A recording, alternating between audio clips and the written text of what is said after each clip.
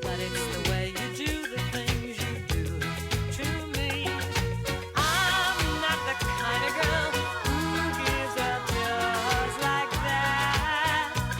Oh no, the tide is high, but I'm holding on. Good morning, everybody.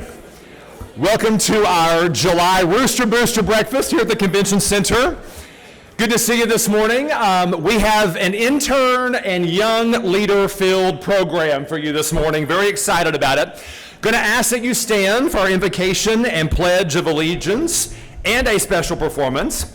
With our invocation and pledge this morning, I need you all to give a rousing welcome to my new friend, Sutton Ford. You're going to see her forehead. Good morning. Please bow your heads as we pray together. Heavenly Father, you are good and wise. I will praise you when I rise. Jesus, hear this prayer we send. Bless our family, our community, and our friends. Jesus, help my eyes to see all the good you send to me. Jesus, help our ears to hear calls for help from far and near. Jesus, help our feet to go in the way that you will show. Jesus, help our hands to do all things loving, kind, and true. Jesus, guard us through this day in all we do and all we say. Amen. Good job, kiddo. Now the pledge. I pledge allegiance to the flag of the United States of America and to the republic for which it stands, one nation, under God, indivisible, with liberty and justice for all. So good. You did great. She was so nervous, by the way. There was no reason to be nervous. Hey, Sutton, you want to go to Holiday World? You like Holiday World? So because you rocked that out, how about I give you a pair of tickets? What? Okay. It's a done deal. I'll get with your mom. We'll give her tickets. Okay. So stay standing, please. As you all know, we're just coming off the 4th of July a couple of days ago. So a special performance this morning of our national anthem. And with that, Michael Johnson.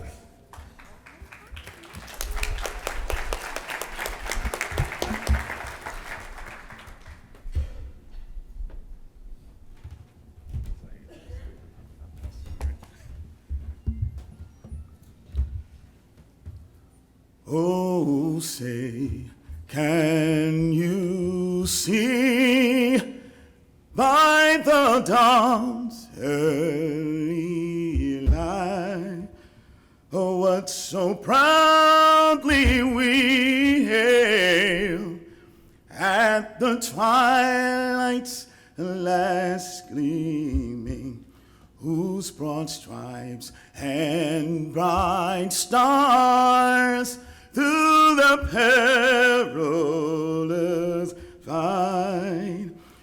Oh, the ramparts we watch were so gallantly streaming, and the rockets' red glare, the bombs bursting in air, gave proof through the night that our flag was still there. Oh, say does that star-spangled banner yet wave? Oh, the land of the free and the home of the brave.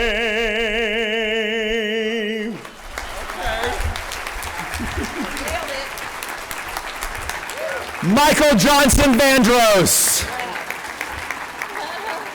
You all can stay standing for this morning's Mingle Minute.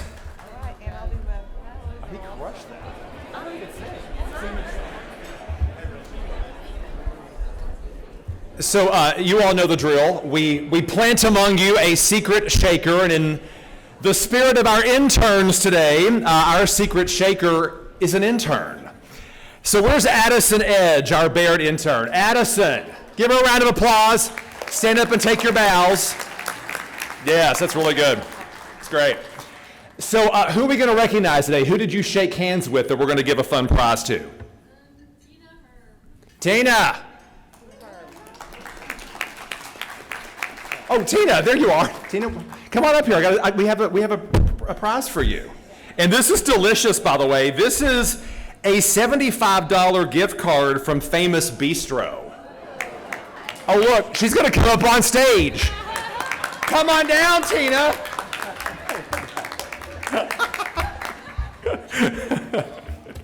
I feel like Bob Barker and Drew Carey. You just come on down. Okay, so continue with our intern theme. The Chamber has an intern this summer who is a sophomore at Yale University. Now, Kelvin, why did you go all the way to the back? You walked all the way back here. You knew this was going to happen? We won't tell Yale, I promise. So y'all give Kelton Mormon a big round of applause. He's going to come up and help us recognize our new chamber members this morning. And by the way, we have a bunch of these. So I'll get started. Josh's broken feather was forged out of love in the passing of their son, Josh Hatfield. Working with OCTC, they've created a scholarship program as well as a GED program for those who have completed an accredited drug or alcohol program or who are currently enrolled in one. They believe education is a great equalizer, no doubt about it. Their first semester with this program had 141 applicants. Their motto is, "You are worth it, let us show you." Joining us this morning are Teddy and Alfie Hatfield. Welcome to the chamber, Josh's broken feather. Oh, I love this. Look, so Teddy has brought in reinforcements. Yes. By the way, they're gifting this bell to replace our one that we got from the $1.25 tree. She likes the bell. Yeah, you're going to keep your $1.25 tree bell? Oh, by the way, so Shelly's mama is here today. Yes, ma'am. You got to stand up and take a big bow too. Diane Abel is here. Welcome to the Chamber Breakfast. It's good to see you and meet you. So thank you for being here. All right, Kelton, you ready? Yes. You're next, buddy. Okay. Baird Hearts Owensboro. The mission of Baird Hearts Owensboro reads, "We desire to be the hands and feet of Jesus by equipping and empowering foster families in our community and by helping grow the village that will embrace and support these families."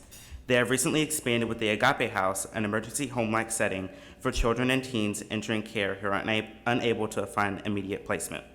Joining us this morning are Hillary Patterson and Amanda Von Bussum.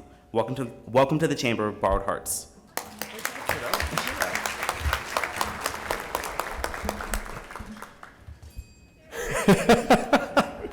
Bicycle Owensboro is a nonprofit organization that is focused on promoting health and fitness in Owensboro and surrounding communities through cycling, in addition to organizing group rides several times a week for all experience levels. Bicycle Owensboro also organizes the annual Bluegrass Century Ride that brings cyclists from all over the world to town for a 100-mile ride through Owensboro and McLean counties. Bicycle Owensboro is also committed to working with local officials on ensuring the safety of riders on our roads and finding ways to improve bikeability across the community. You can learn more by visiting Bicycle Owensboro or the Bluegrass Century pages on Facebook. Joining us this morning, Holly Johnson, Keith Johnson, I see lots of folks from the Chamber. Bicycle Owensboro, everybody.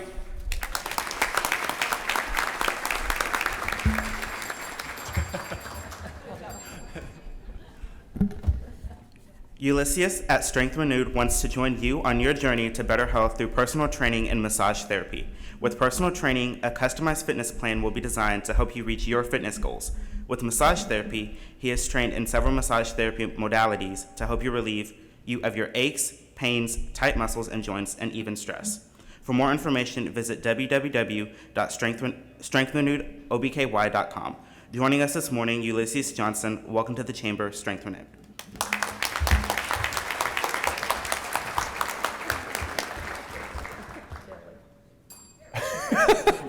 I love that Shelley milks this for dramatic effect every time. It's amazing.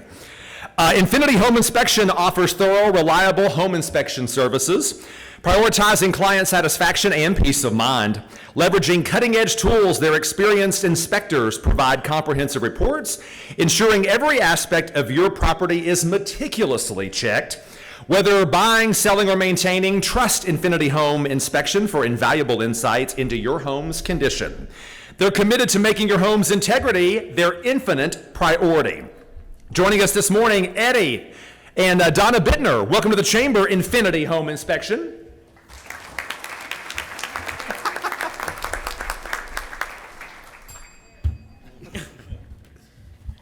The mission at Dispo 4th Street is to revolutionize the perception of cannabis by providing accessible, legal, and high-quality products through exceptional customer service. Dispo believes that everyone deserves access to safe and legal alternatives, and we are committed to being a catalyst for positive change in the industry. Only together can we transform lives, break stigmas, and build a future where the power of cannabis positively impacts individuals in our community. At Dispo, they take pride in adhering to the regulations set forth in the Farm Bill, ensuring that all their products meet the highest standards. Their extensive range includes premium THCA and CBD flower, concentrates, and vapes, as well as nicotine vapes. Additionally, they prioritize your pet's well-being with their all-natural pet CBD line.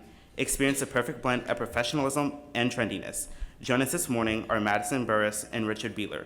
Welcome to the Chamber at Dispo 4th Street.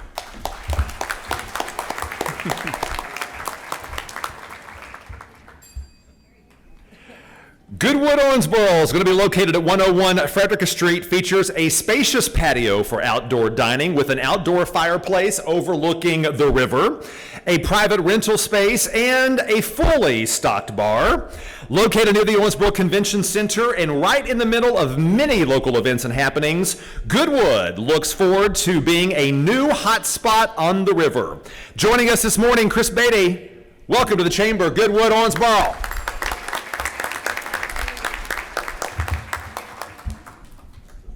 The Brothers That Just Do Gutters are a full-service rain gutter company, providing gutter repair, installation, cleaning, gutter guards, specialty gutters, and more.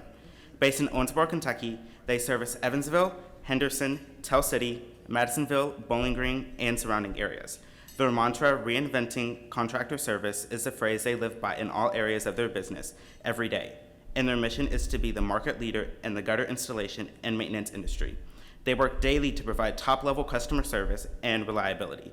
They want every client to have a 5-star experience. Joining us this morning are Ron Williams and Kyle Lashley. Welcome to the Chamber of the Brothers That Just Do Gutters.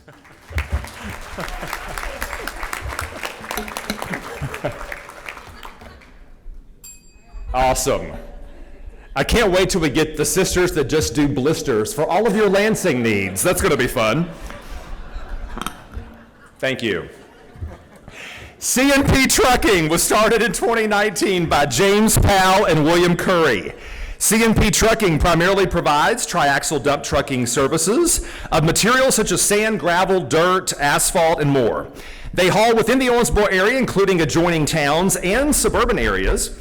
They are DBE certified and have worked with numerous local businesses. And joining us this morning, we got James Powell and William Curry. Welcome to the Chamber, C&P Trucking.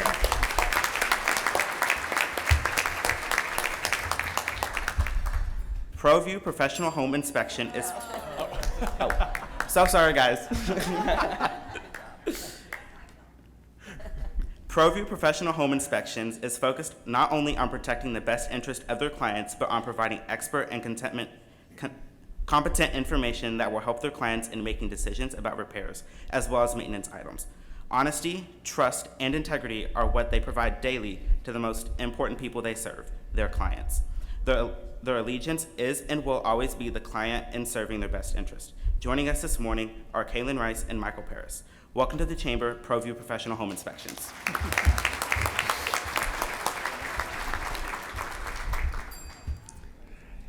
In All Blessings is a nonprofit organization that provides pregnancy and adoption services. Their mission is to build, strengthen, and enrich families by serving at-risk populations experiencing crisis or otherwise seeking to make positive changes in their lives.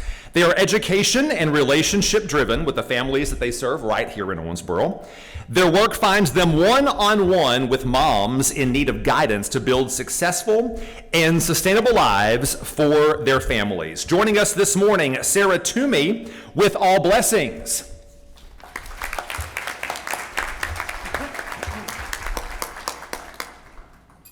So welcome to all our new members, and give this young man a big round of applause. Kelton Mormon. Yeah, love that. So it is time to recognize our Ambassador of the Month, and just no surprise here because he's been on a roll recently. From the Advanced Center for Orthopedics and Sports Medicine, big round of applause for Justin Merritt.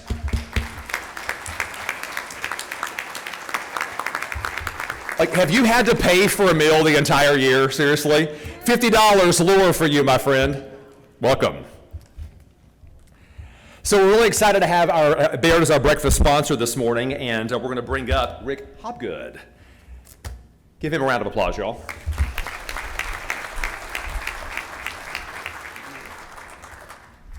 You just holler at me when you want the video.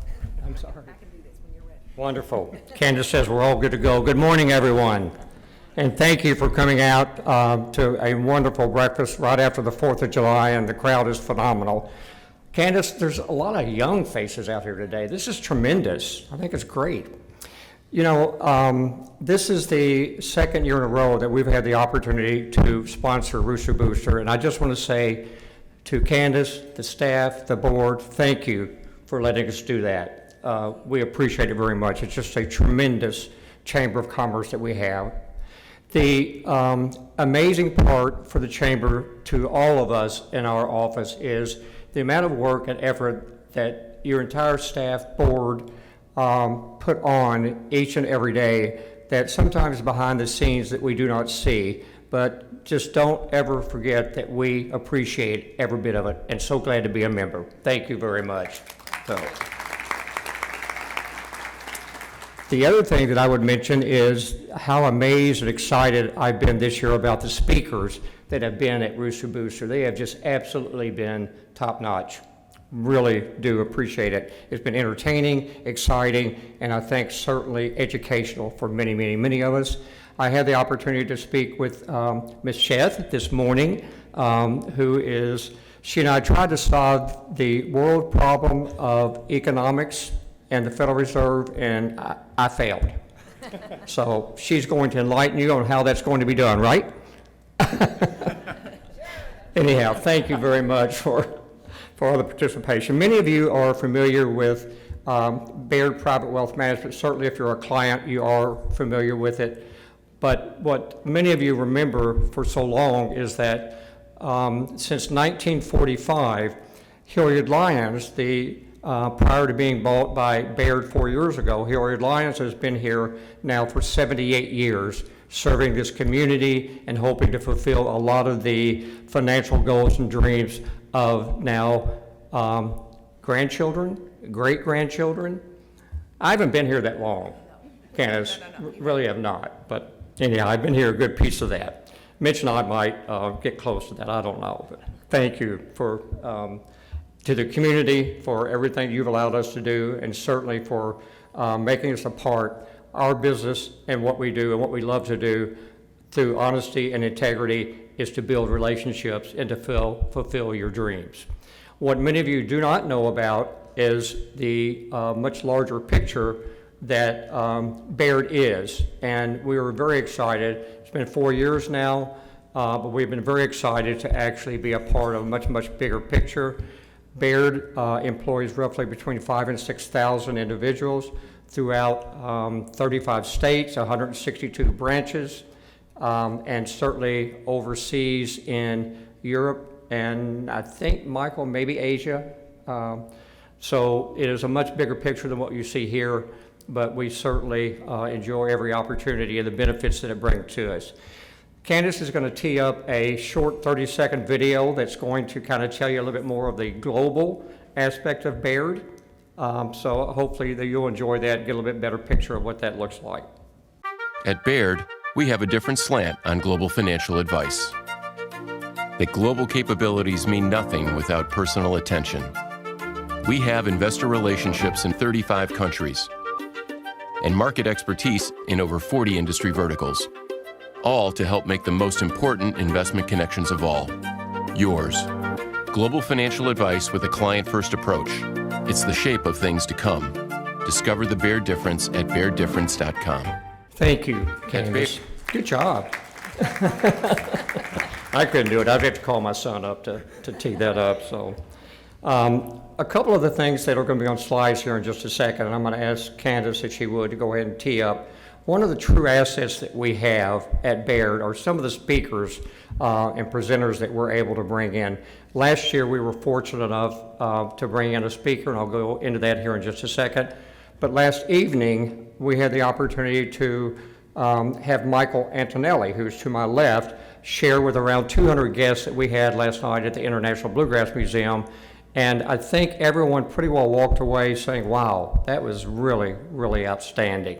Michael speaks a lot about what I'll call behavioral economics, behavioral investing, and quite honestly, at the end of the day, that's what it's all about, is how we deal with the ups and downs and the behavior that we have after the fact, quite honestly.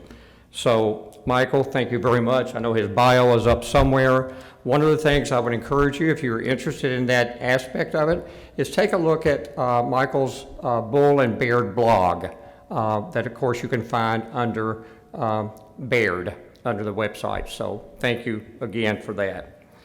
The other slide that Candace is going to pull up very quickly, another true asset that we have that became a part of Baird about 6-7 years ago is a company called Strategis. And Strategis has been voted for the last 6 years as the top political and macroeconomic, I'll call analysts out of Washington that just do a phenomenal job with keep us grounded on what's going on around the country, around the globe on that. So to be voted that 6 years in a row is pretty outstanding. It might be worth a search for you to take a look at that.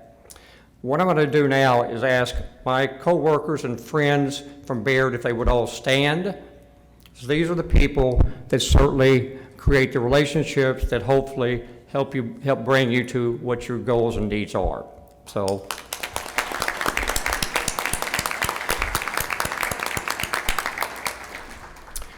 What 2 or 3 things that Baird does I think is very, very unique.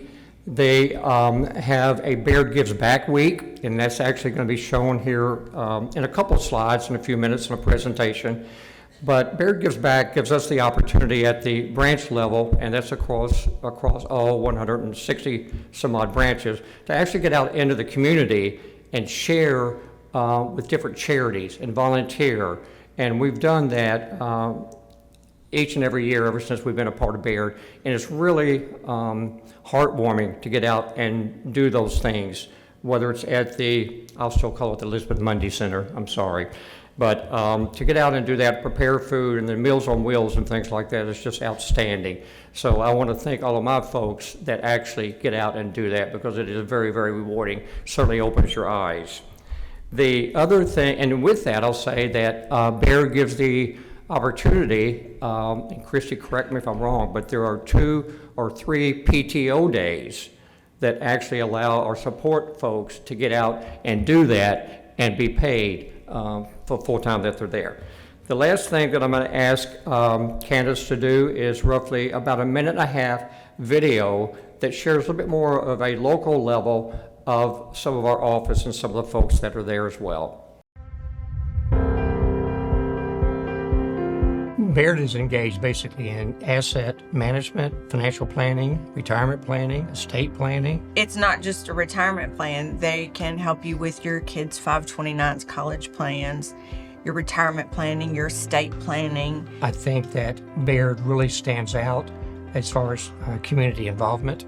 So for CASA, that's where we made care packages for the children that are there. We even asked for clients if they wanted to come by and donate toys or just help assemble those, and we had a lot of great feedback, a lot of participation. I'm proud to be associated with Baird. I think it's a great company. They're very involved in the community. They really believe in and support their employees and the communities that they live in. Well, I hope to think that people see the passion in what we do. but at the end of the day, it's all about the relationships. To me, that's what gets me in the office every day because I just enjoy all those meetings and conversations. I believe we have the greatest job in the world because we get to help clients' dreams come true. That's my favorite part about what we do is working with the client to help them establish a goal, figure out their goals, and then coming up with a plan to help that dream come true. We know we've got the experience and the knowledge that's going to help any individual at whatever walk they are in their life. So please give us a call, stop in to see us. We'd love to help.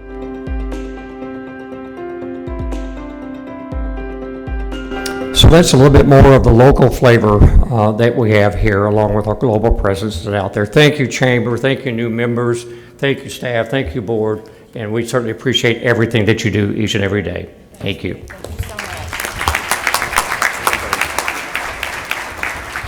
It is time for our monthly chamber update. And with that, our president and CEO, Candace Brake. Good morning, everyone. Welcome to all the interns and all the young people that are here today. It's just so good to see so many bright, smiling faces here. And what we're doing up here, it's for you all. So we're caretaking the community. So when you are ready to step in and lead, we're going to be right behind you. So at your seats, you will notice we have our new relocation guide that was launched actually just yesterday. So we're so excited about this collaboration that we do with Tanner Publishing. This is our professional recruitment piece for higher level positions, for executive positions, anything that you're trying to do as an employer to get people to join your company to move here. Please take an opportunity to look at it, and thanks to all the advertisers. And we also have Chamber Current. That's part of Owensboro Living. So that collaboration monthly now, we will be inside Owensboro Living, and it just talks about things going on with the organization and our community. Shop Owensboro. You all know we do this twice a year. We started this during COVID, and it was so helpful to our merchants that we're doing it again on July the 22nd. And we want to thank Independence Bank for their sponsorship of that. Hello. So good to see you this morning. So please get out that day. You're going to be seeing things on social media. It's a very social media driven event. But remember, you know, those merchants are people that put money back into our community every day. They're the first people we call and ask for donations. They're the first people we call and ask, you know, to be a part of our events. So please remember them first too, because those are, you know, you keep your money local so it goes further. First Responders Barbecue will be at Wendell Foster on July the 20th, and that's a collaboration with Chamber Young Professionals. I've heard something, or might have some board members too, I'm not sure about that, but anyone that's interested in participating and volunteering on the grills or being there to thank our first responders in our community for all that they do, we'd love to see you there. And thanks to Wendell Foster for asking. We always love collaborations. The July lunch meeting is sponsored by Owensboro Municipal Utilities, and it's going to be a tour. Thanks Tim Lyons and the gang for that. We really appreciate that, and it's so much fun to get inside of organizations in the community for the CYP to see what's going on behind the scenes. It's a good way to develop talent. Our Chamber Golf Classic, sponsored by Owensboro Health, is Friday, August the 25th. We have some host sponsorships available and golf ball sponsor. That's our last sponsorship available. So thanks to all of you all who are participating in that. If you're interested in being a food sponsor, let us know. I see the FOP out there and a couple of other people that are always good for us to get to cook. So it's good to see you guys today. Ambassador meeting Wednesday, July the 19th. That's going to be our regular business meeting. And we have ribbon cuttings coming up. Summit Medical Specialist is tomorrow, July the 7th at 12:15. And Goodwood Owensboro is going to be on Friday, July 28th at 4. We are so excited to celebrate those two. Goodwood, seems like forever ago we were in Indianapolis for your soft opening. So happy to welcome you to Owensboro. 40 under 40, we had a lot of nominees, and we only have 40 spots. So if you've been nominated, be sure to get that in by tomorrow. Those are very competitive process. It's a great thing for your career, for the resume, and just getting involved in the community. The Leadership Owensboro class of 2024, applications are now open. Ashton Warren is here. If you have any questions, she's back in the back in the blue dress. And we just loved it. Every year, the classes are amazing. We can't believe how just every year there's 30 more people, you know, out in the community that are coming together and making things happen.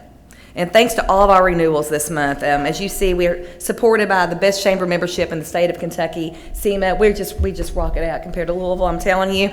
So anyway, remember to always do shopping with your chamber members first, because they're people that are investing in you and our community. Chad, thank you for being here. And looking forward to SEMA. Thanks, Candace. So to introduce our featured speaker this morning, you all may now forever know her as Addison's mom. Or Sutton. Oh, I'm sorry, Sutton's. I meant Sutton's. Sutton's mom. Sarah Murphy Ford, everybody. Sutton's mom. The wrong name. And Julia. Good morning, everybody. Seema Chef is a senior vice president and regional executive of the Louisville branch of the Federal Reserve Bank of St. Louis. Ms. Chef became head of the Louisville branch in December 2021. The branch serves southern Indiana and western Kentucky. Ms. Chef joined the bank from PNC Private Bank in Louisville, where she served as vice president and relationship strategist. In this role, she specialized in financial planning and stewardship of high net worth clients. Passionate about financial capability, Ms. Chef founded the Adulting Academy, which teaches the basics of finance to young adults and still speaks frequently on the topic of its importance. Among her honors, Ms. Chef has been recognized as a Mosaic Award recipient by the Jewish Career and Family Services Foundation for her work in the nonprofit sector. She was also recognized by the Girl Scouts of Kentuckiana as its Tough Cookie recipient for her work in the Louisville community, particularly as it relates to uplifting and supporting girls. She has been recognized by Louisville Business First as one of the 20 people to know in finance and has featured in Topps Louisville, Style Blueprint, and Today's Woman magazine as a leader in business. Ms. Chef is the Vice President and Governance Chair of Actors Theater of Louisville, where she is credited with spearheading efforts in diversity, equity, and inclusion at the board level. Ms. Chef has also serves as co-chair of Canopy Kentucky, a social enterprise nonprofit, is a proud board member of the Metro United Way, the U of L College of Business Board of Advisors, the Board of Trustees of the Speed Arts Museum, the Board of Trustees of Louisville Public Media, and the Jefferson County Public Education Foundation. Ms. Chef earned a master's degree in business administration from the University of California, Irvine, and an undergraduate degree in theater from College of William and Mary. She and her husband are the proud parents of 3 fantastic kids. Let's give a warm welcome to Ms. Chef. And with all that, she is here this morning. We're glad to have you. Thank you all for having me here. That bio was like way too long. I'm not as cool as all that sounds. But thank you so much for being so welcoming to me this morning. I will say, I speak a lot, particularly in Kentucky and Southern Indiana. Talk to a lot of chambers, and y'all are special. Like the bell is cool, the vibe is good. So thank you all for having me this morning. I'm going to share with you a little bit about the Federal Reserve and give you a quick economic update. And I know each of you, when you woke up this morning, thought, if only I could learn more about the Federal Reserve, my life would be complete. And I'm here to tell you it's today. Today you're going to learn, and it's going to be so great. And I have 15 minutes to do so, so I'm going to probably talk very quickly. But that happens anyway because that is who I am. So I'm going to start by explaining sort of what is the Fed? And it's interesting because for the last year, we have been on the front page of every newspaper, it seems like. And so people have more of an understanding of what the Federal Reserve is than they had before.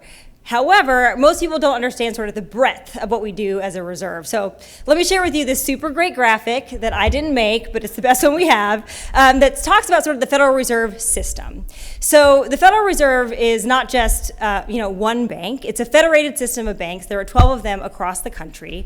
There is also a board of governors that's appointed by, those are political appointees, and together they also form the Federal Open Market Committee. So if you are a Fed watcher and you care a lot about what's happening with rates, the FOMC meeting is probably bookmarked on your calendar. You make sure that you watch it. For those of you that aren't super interested or very knowledgeable about the Federal Reserve, the Federal Open Market Committee is the body that decides what the federal funds rate will be, and that's the rate that sort of dictates how banks borrow from us and also sets the level by which they lend to you all. So the Fed funds rate is a pretty important economic driver in deciding whether or not the economy is contracting or expanding. But that's not all we do. So oftentimes we're on the front page because of the FOMC, but that is one piece of the Federal Reserve puzzle. So that's the monetary policy piece. We also maintain stability of the financial system. So if you're a bank, you get audited either by the Federal Reserve or the FDIC. That's a thing that we do that most people are not aware of. Although, in recent history, because of some bank stress in California and New York, people are more aware that we are a regulator, but that wasn't a thing that people knew necessarily before. And we also foster your payment system. So if you're a bank trying to send money from one place to another place, we are the ones that help do that. And we promote consumer protection. So another thing that we often don't think about as consumers, I got asked today by a gentleman, like, why do we even need a Federal Reserve? What's the point? Yeah, it was you. And I'll tell you,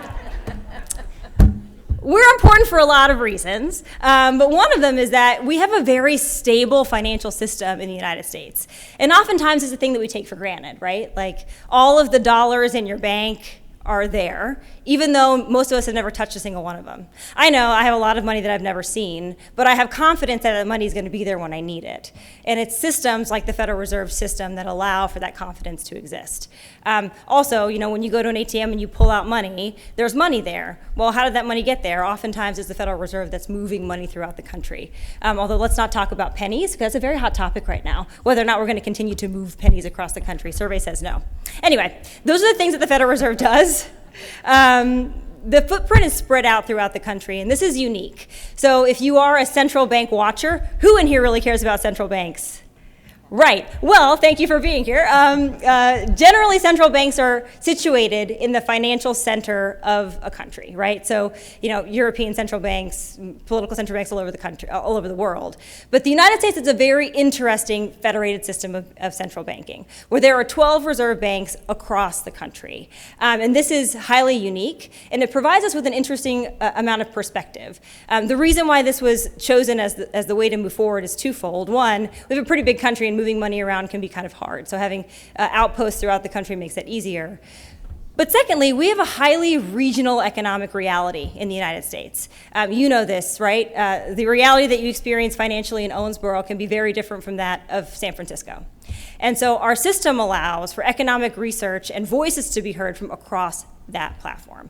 So a lot of what I do is travel through my footprint, which is the little purple area in the PowerPoint, to gather anecdotal information about what's happening economically to all of you. You know this, but most of the data that comes out is reflexive. It tells us what happened in the past, right? So I can tell you what employment was last month, but it's all of you that know what employment is going to be next month. So a lot of my job is to drive around and speak with business leaders, CEOs, and gather that anecdotal information to provide our policymakers and our researchers with information that they can actually utilize to make policy decisions moving forward. So anyway, there are all these banks across the country. I think it's kind of interesting to look at where they're situated. The Federal Reserve was created by the Federal Reserve Act of 1913. The first bank opened in 1914. And so at that time, people lived sort of in the center of the country. So you'll see there's a concentration of banks.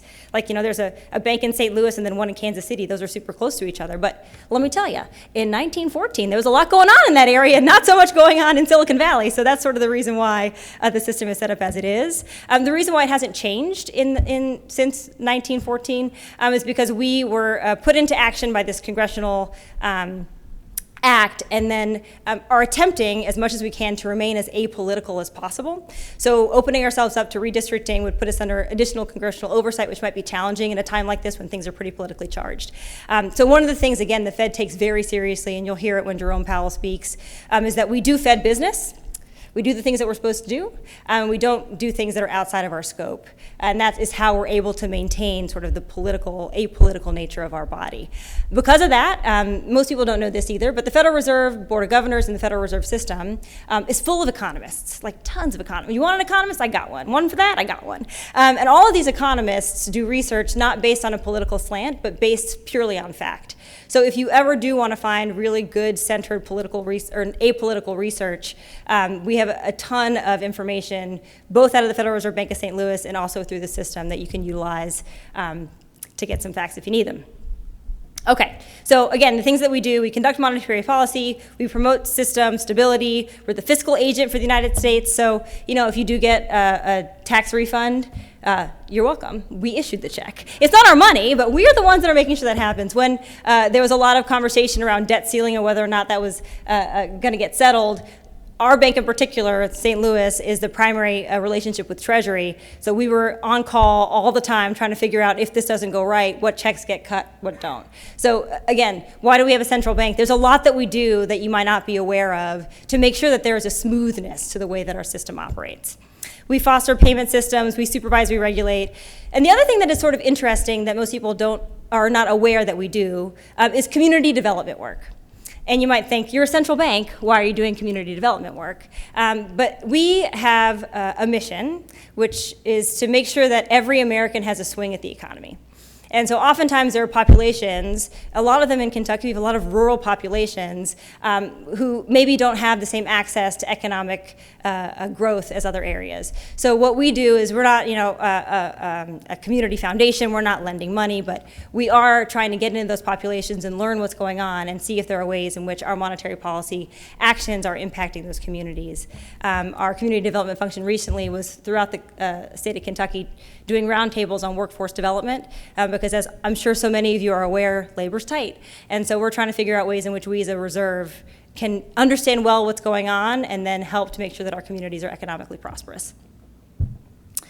Transparency is a big deal to us, and this is a new thing. So any of you that were Fed watchers in the 80s when like Volcker was would know that he prided himself on being as opaque as possible. His whole mission was, if I don't tell you what's going on, you can't game the system.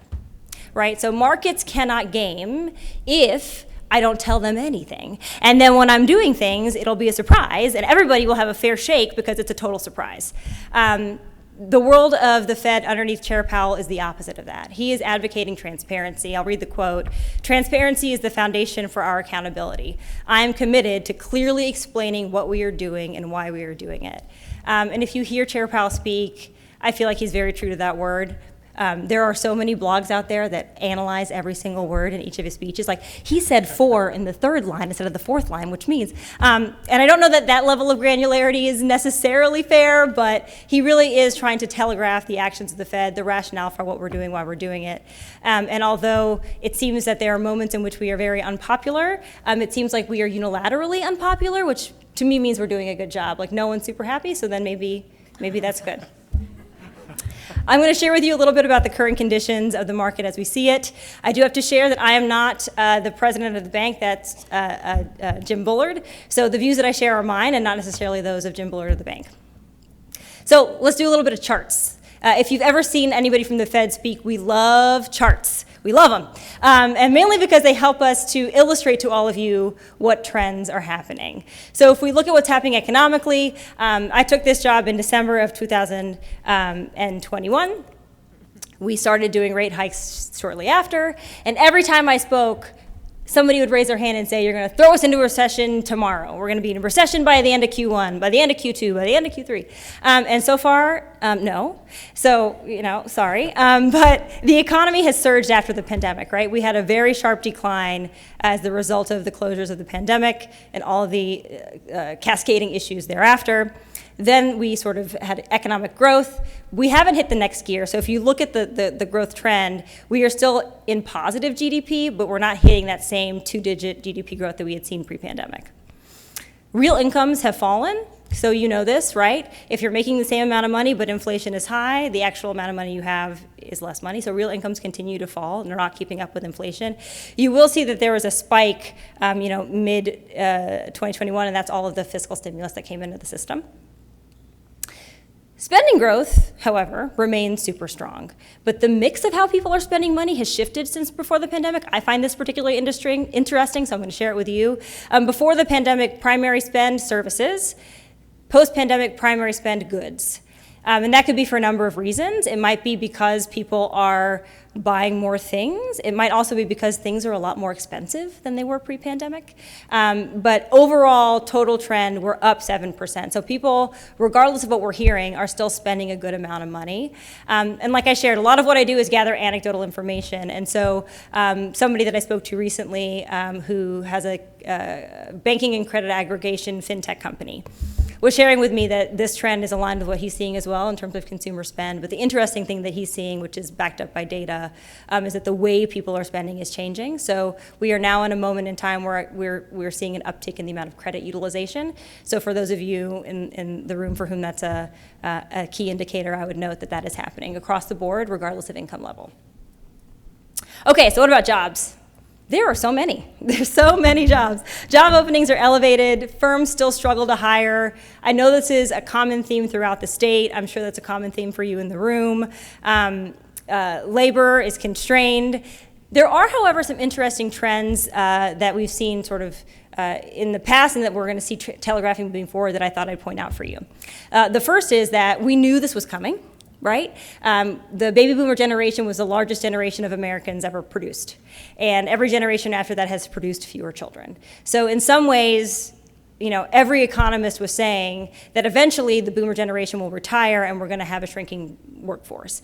The pandemic squeezed that, right? It made that happen much more quickly, so that's been sort of a shock to the system. The other thing that has happened as a result of the pandemic was, for 2 years, our borders were closed, and so the amount of immigration that happened into the country was also constrained. The third thing, the big kicker on top of those two items, is that people are having fewer children, and for the first time in American history, it's those with the lowest incomes that are having the fewest kids. So we're just in a very interesting time in terms of workforce development. So as we look forward into the future, as to what's going to happen in workforce in 2024 and 2034, these are not indicators that are easily fixed, right? I mean, I'm doing my part. I have 3 children. You're welcome. But in general, people are having fewer children, and so our workforce continues to shrink. There are interesting concepts with regard to AI. Maybe that will be the big thing that makes productivity continue to happen. But there are still a number of jobs that require and necessitate people, and we don't have as many in the country, so just something to look out for. Strong demand, constrained supply, inflation. In 2021, when I took this job, we were talking about inflation. Our Fed president, Jim Bullard, was one of the most hawkish. He really thought rates needed to rise and rise quickly. But even he at that time thought that the inflationary story would be transitory, meaning we would make some action at the beginning of 2022. The inflation sort of pickle would get fixed really quickly. Inflation has proved to be very sticky. This is a thing that is happening not only in the United States, but across the world. So almost every country in the world is experiencing inflation at this time. And the direct cause is a little bit difficult to pinpoint. So some things have helped. Supply chain was one of the big issues early on in the pandemic. People couldn't get what they needed. Factories couldn't get what they needed. Suppliers couldn't get what they needed. And in some ways, those things are easing. But that easing is not universally felt. So as an example, anecdotally, if anybody here in construction, I know there's some, I know you are, this happens in a lot of areas in our footprint, but particularly in Louisville. You'll have a building, you'll finish it. You got all the things that you needed, except for an electrical panel, except for a part of an HVAC. So although the majority of the supply chain is working, one thing that you need, a chip for a truck, isn't available. So we're still seeing, although a smoothing of the supply chain, issues with supply. So another thing to look out for. Also, and a little bit surprising, even though we're seeing people's real incomes fall and the amount of savings they have in the bank decline, spend is still really heavy. And so that's another thing that in old school economics, inflation goes up and prices go up and people spend less, and we're finding that inflation is up, prices are up, and people are still spending a lot.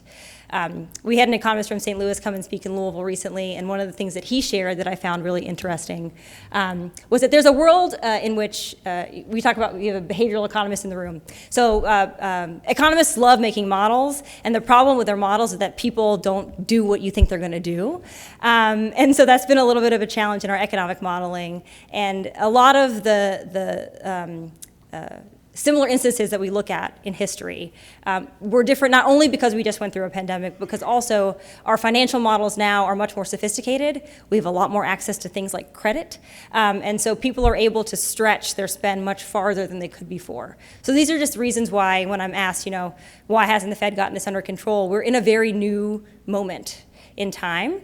And individuals have different choices that they had in the past. So we're really working to try and do our work well, not plunge the country into the recession that everybody is so fearful of, but at the same time working with a populace who is not necessarily acting the way that they have in the past. So it's a new and interesting problem for us as well.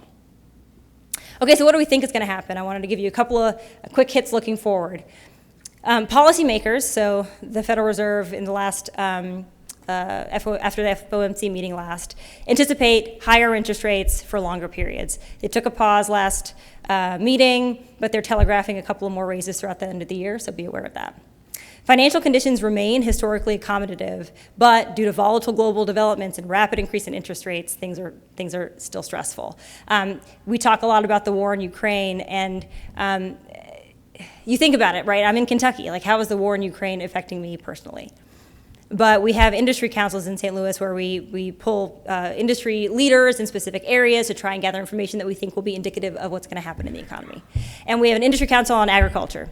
And the topic they had to discuss most fervently last year was the war in Ukraine. I'm like, you're farmers in Kentucky, like you farm corn. Why are we worried about Ukraine? The primary fertilizer for fertilizing corn comes from Ukraine. Did you know that? I didn't beforehand. So they're having an issue in their supply chain because of the war in Ukraine. They can't get a fertilizer they need. So I'm like, man, the price of corn's going up. And he's like, no, the price of meat's going to go up. Because sure, corn will be more expensive, but corn was the primary feed for a lot of, like, for cows, right? So how interconnected our global world is really interesting, but also how interconnected our supply chain has been very elucidating. So one thing can get better, and you might not think that the war in Ukraine or the war in Sudan are going to be big issues for you here in Kentucky, but they can be.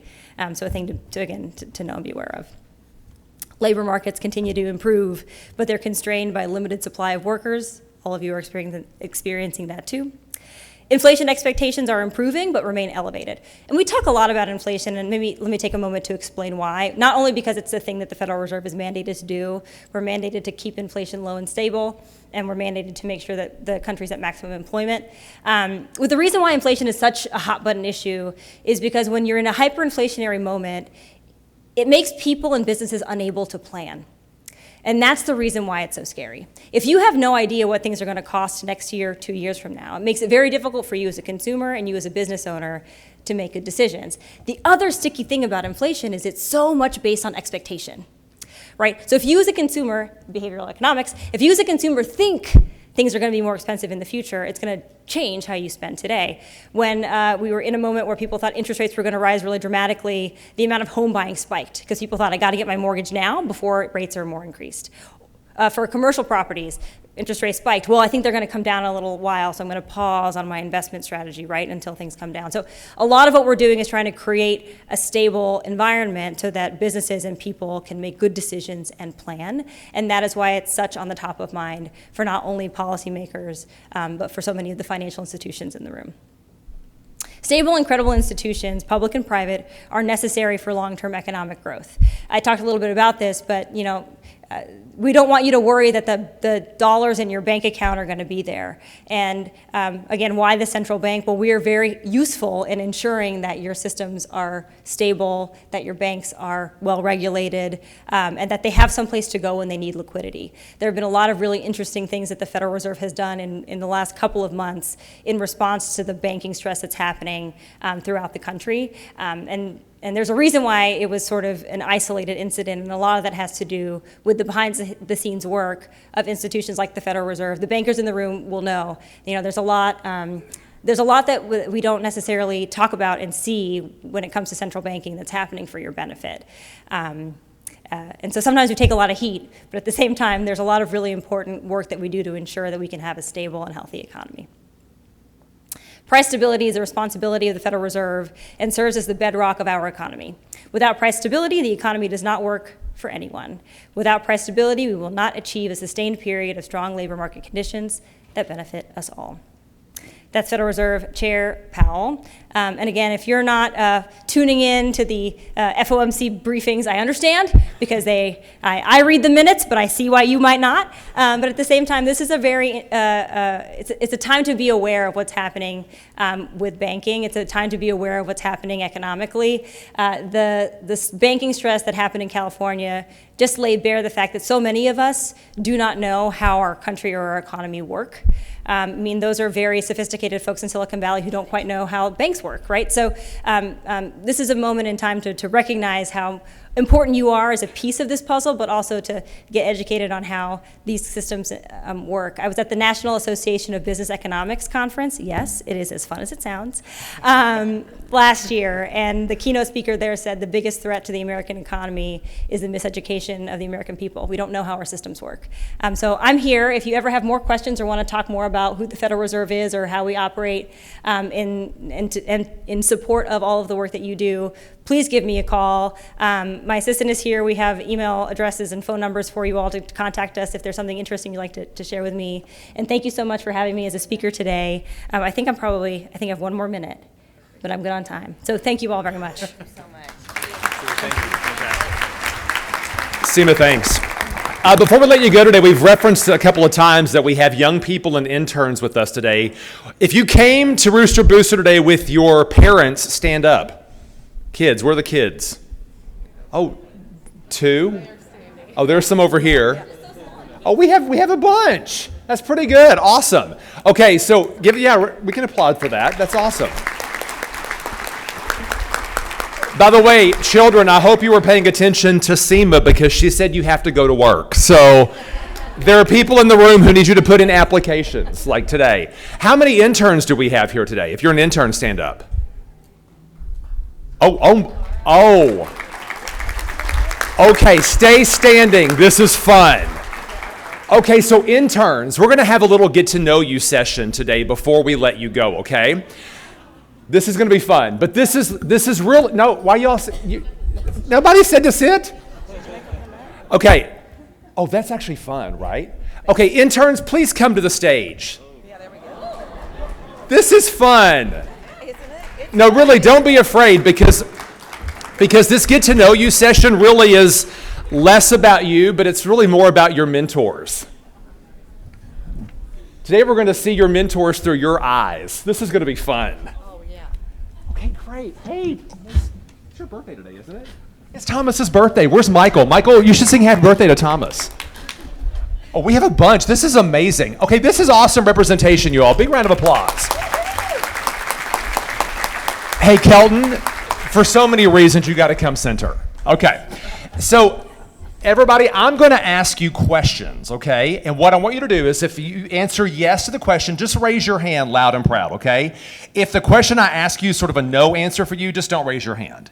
Okay, but I'm going to ask you questions about your experience with your mentors, okay? Are we good? So let's go down the line. Tell everybody your first name and who you're mentoring with. Tiana Brown in SBO. So, Analia Sanders with SBO. Kirsten Taylor, SBO. Maddie Shook, SBO in Kentucky Wesleyan. Does anybody work at something borrowed? I mean, you have like all interns? What on earth? Emily Reed, Kentucky Wesleyan College. Rosanna Guzman, RBS Design Group. Mia Lampert, RBS Design Group. Candace Brake, Owensboro Chamber of Commerce. Oh, I know. It's going to be so much fun in a second. Parker Hayden, Republican Party of Kentucky. Okay. Meredith Campbell, Owensboro Health. Lauren Troutman, Owensboro Health. Thomas Roth, St. Joseph's Peace Mission. Caitlin Blanford, Morley Architecture, Engineering, and Surveying. Titus Willis, Michael Johnson. I love it. Okay, so remember, hands in the air if your answer is yes, down if your answer is no, okay? Number one, have you ever had to do something in your internship that is completely unrelated to your major or what you want to do as an adult?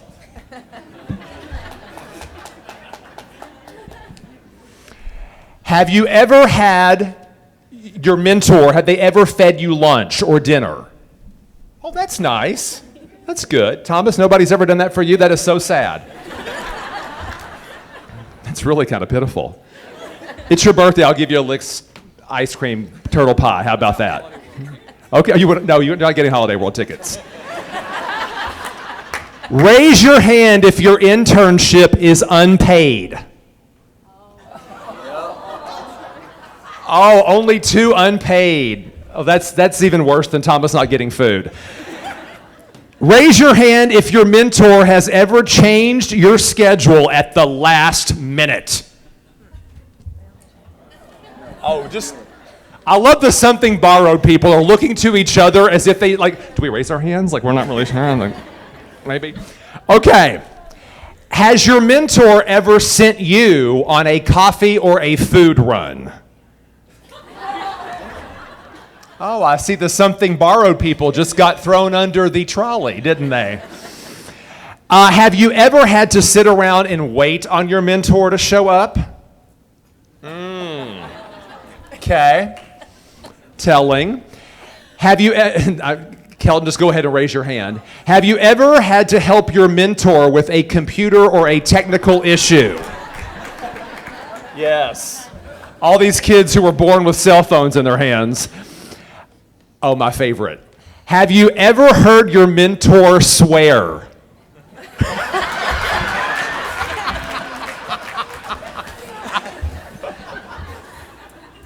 Oh my God, this is so great. Do you find your mentor intimidating at all? Depends on what day, right? Oh, this is so great. And our final question of our interns today, and I'm going to get down so we can see how many hands roll up here. Have you ever had a TMI that is way too much information moment with your mentor?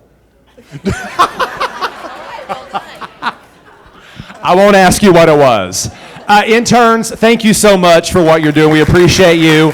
Thank you all. Have a fantastic day in a month, and we'll see you in August at the next Rooster Booster.